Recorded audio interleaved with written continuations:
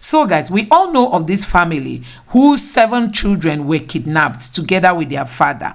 And listen to the reaction of the president's wife. Remi Tinubu says that fervent prayers will bring back the abducted girls, the ones that were abducted in Abuja.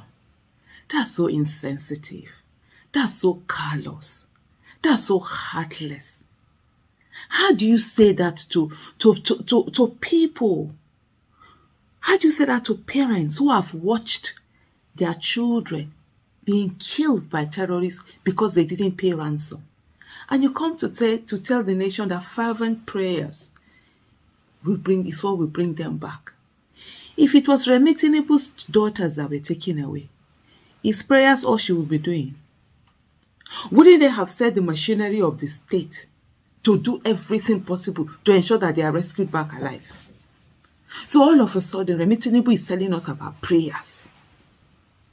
She's telling us about fervent prayers. Why did they rig election? Why didn't they sit at home and pray? Why did they run for office? Why did they do anything? They just sat at home and prayed to just enter Villa. You had to run for office. You had to rig to get in there. And now you are telling citizens that they should pray. Prayers. In the meantime, Tinubu has not yet spoken about them. But he has carried his 2 left legs and he has gone to Imo State to go and do what is most important to him. Shettima has traveled out of the country to do his own thing. Everybody, they don't, lives of citizens don't matter. Nothing. And then you still see some people who are attacking you because you are holding the government accountable. I saw one in one of the comment sections in a video that I did. Oh, I shall go and sit down. This. And I just looked at him, I laughed, and I shook my head. He doesn't realize we are all victims waiting to happen. Nigeria. It has the capacity of dealing with every one of us. Whether we think we are immune or we think we are not immune. Whether you defend nonsense people who are in office or not, whatever you do, it doesn't care whether you defend or you don't defend or whatever. When Nigeria wants to happen to somebody, it's like magic. Then you see the person say, I never thought Nigeria will happen to me.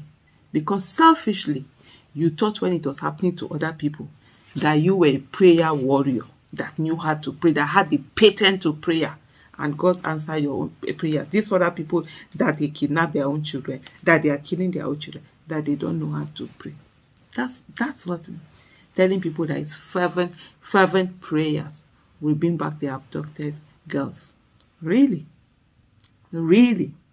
And I repeat, really. So guys, in the midst of the kidnappings that have been going on in Nigeria, you can see that the president of Nigeria, in the person of Tinubu, went to attend this book launch for the ex-president, that is Buhari. It is Buhari who left us where we are today. And this government has come in, they don't even care.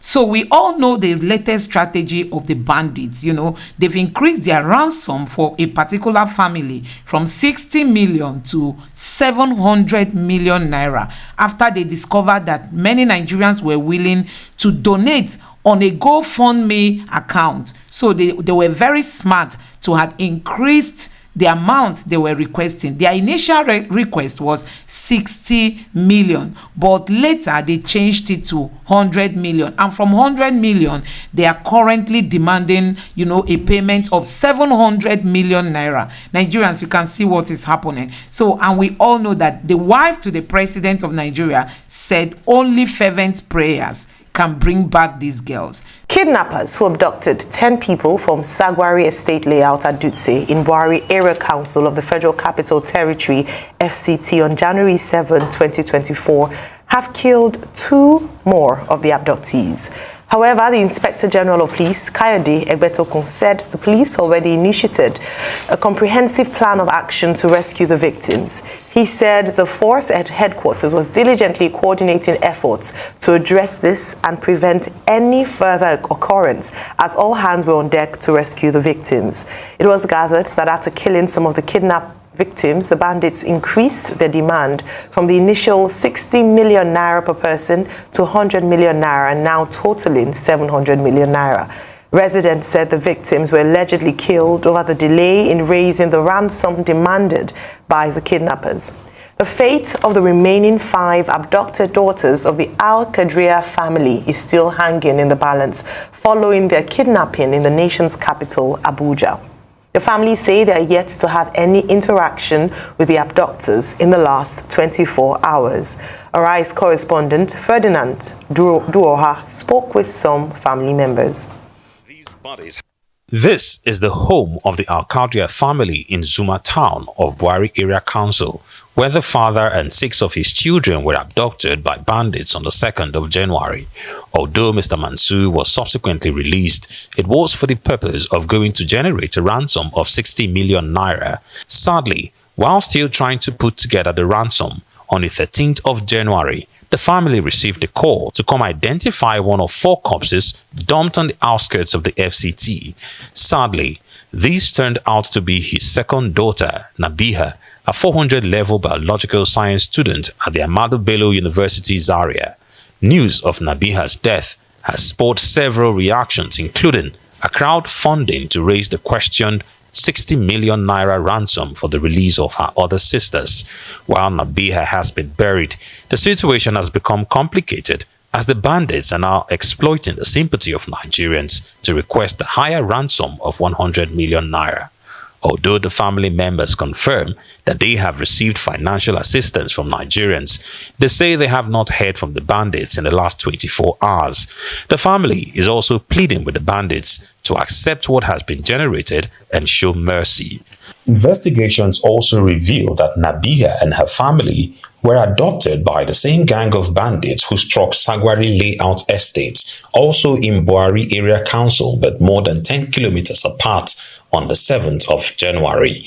These bandits also killed 3 victims from the 10 abducted in Sagwari and dumped their bodies alongside Nabiha's in a community on the outskirts of the FCT. Meanwhile, the head of the vigilante group in the Zuma town, where the family resides, say the once peaceful community has been overtaken by fear.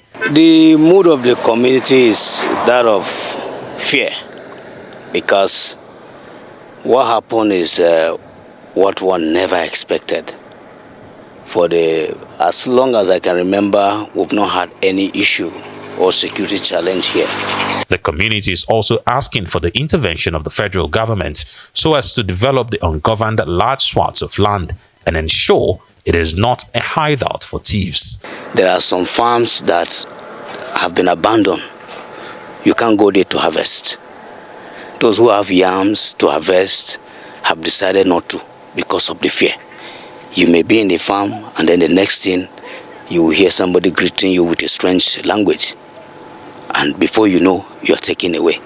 So we are in fear actually.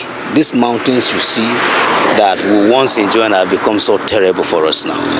We cannot do anything. Cow grazing yard is not possible to be in the FCT entirely, because it's causing us a problem, big problem. This is the hideout of all these bandits. Since the greater press in Cow, we are facing problem. Buari Area Council borders Kaduna and Niger State and has seen an increase in the spate of bandit attacks since December last year.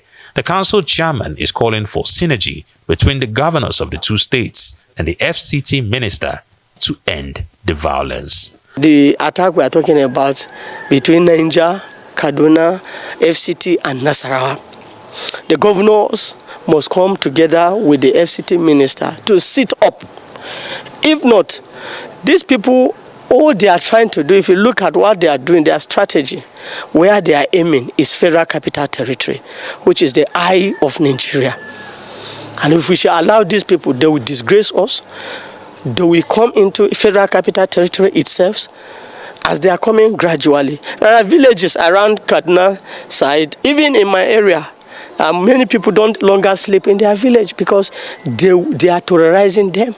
Now, this signboard perforated by bullets tells us about the exchange of gunfire which did take place on that night when Nadiha, her father, and 5 of her sisters were adopted by the bandits. Well, sadly, there will be no tales of any heroism on her part after she was killed by the bandits. But the prayers of the family is that the family members who are in captivity are released sometime soon. Ferdinand Duroha. Kidnapping in Nigeria is something nobody should even dare to wish his enemy, because if it happens, I tell you, the government will never even bother for you to be rescued. So this is where we are as a country. Let me know what you think in the comment section below. Please don't forget to subscribe to the channel, turn on the notification bell. Please give this video a like so that YouTube can recommend it to others. Thank you.